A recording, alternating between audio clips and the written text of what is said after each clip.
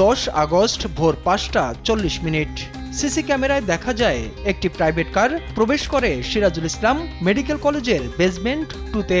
গাড়িতে তখন ছিল 3 জন, একজন মালিক সৌরভ, চালক জাকির, অন্যজন মিজান।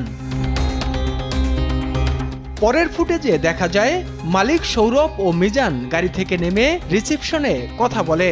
এরপর সৌরভ বের হয়ে যায় আর মিজান ফিরে যায় বেসমেন্টে। এরপর কেটে যায় প্রায় 30 ঘন্টা।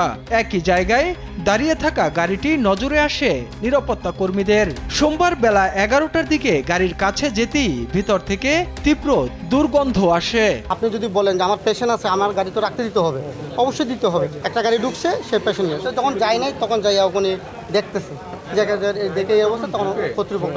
নিরাপত্তা কর্মীদের দেয়া খবর পেয়ে ঘটনাস্থলে আসে র্যাব, পুলিশ ও সিআইডি। গাড়ির ভিতর থেকে উদ্ধার করা হয় মিজান ও চালক জাকিরের মরদেহ।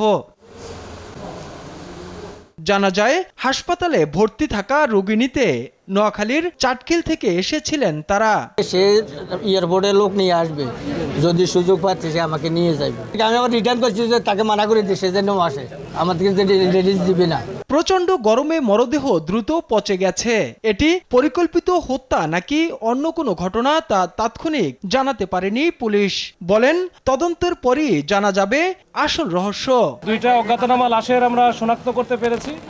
আমরা বাদবাকি আমরা সিসি ক্যামেরা থেকে শুরু করে আমাদের যে টুলসগুলো আছে আমরা ব্যবহার করে আমরা এটা ফুল থরলি একটা ইনভেস্টিগেশন করতেছি। করার পরে আসলে বুঝতে পারবো এটার কি হয়েছে। ময়নাতদন্ত শেষে মরদেহ পরিবারের কাছে হস্তান্তর করা হবে বলেও জানায় পুলিশ।